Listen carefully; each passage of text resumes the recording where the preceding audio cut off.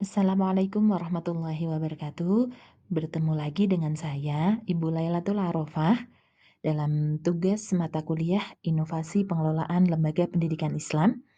Kali ini saya akan menyampaikan materi tentang menelusuri alur perjalanan dakwah Islam di Nusantara, sejarah kebudayaan Islam, materi PAI, dan budi pekerti kelas 9. Selamat menyaksikan. Tahukah kalian bahwa keberadaan agama Islam di Nusantara tidak muncul begitu saja? Ajaran Islam menjadi menarik dan diminati oleh masyarakat di wilayah Nusantara karena perjuangan dan kegigihan dari para mubaligh. Mereka sejak dulu berdakwah dengan menampilkan ajaran Islam yang ramah sebagaimana yang diajarkan oleh Rasulullah, yakni ajaran Islam sebagai rahmatan lil alamin. Alur perjalanan dakwah di Nusantara. Indonesia dikenal sebagai negara dengan penduduk Muslim terbesar di dunia. Proses masuknya Islam di Indonesia berjalan secara bertahap dan melalui banyak jalan. Menurut ahli sejarah, ada beberapa teori tentang kedatangan Islam di Indonesia, yaitu satu, teori Makkah. Teori Makkah diyakini Islam masuk ke Indonesia atau ke Nusantara pada abad ke-7 Masehi. Dua, teori Gujarat. Eee, para pedagang dari Hindia atau dari Gujarat meyakini bahwa Islam masuk ke Nusantara pada abad ke-13 Masehi. Sedangkan teori Persia juga menyebutkan bahwa Islam masuk antara abad ke-7 sampai ke-10 Masehi dengan kesamaan berbagai tradisi, yaitu seperti tradisi Asyura. Adapun teori Cina itu menyebutkan bahwa Islam masuk ke Nusantara sekitar abad ke-7 Masehi. Juga diyakini beberapa raja di kerajaan Jawa adalah ada yang merupakan kerajaan Islam seperti Raden Fatah merupakan keturunan dari Cina. Berbeda dengan penyebaran Islam di Konstantinopel ataupun di berbagai belahan dunia, cara dakwah Islam di Nusantara memiliki berbagai versi, di antaranya yaitu melalui perdagangan, perkawinan, pendidikan, hubungan sosial, dan kesenian. Dari cara dakwah tersebut tidak ada yang menggunakan pedang.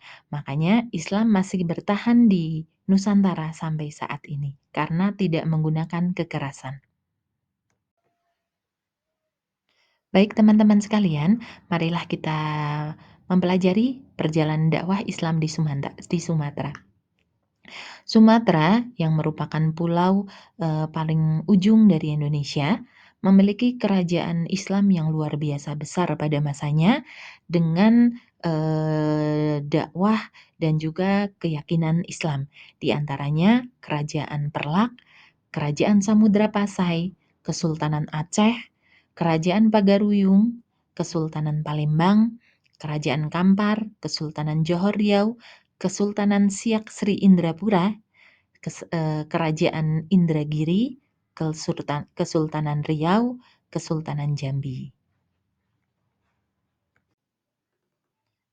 Selanjutnya perjalanan dakwah Islam di Jawa. Jawa juga merupakan populasi yang paling besar di Indonesia. Saat itu Islam juga berjaya di beberapa kerajaannya. Di antaranya ada Kesultanan Banten, Kesultanan Cirebon, Kesultanan Giri, Kesultanan Demak, Kesultanan Pajang, Kesultanan Mataram, dan Surakarta Hadiningrat. Selain itu juga Kesultanan Ngayogyakarta memproklamirkan berakidah Islam dengan ditandainya ada budaya sekaten yang berasal dari kata syahadatain.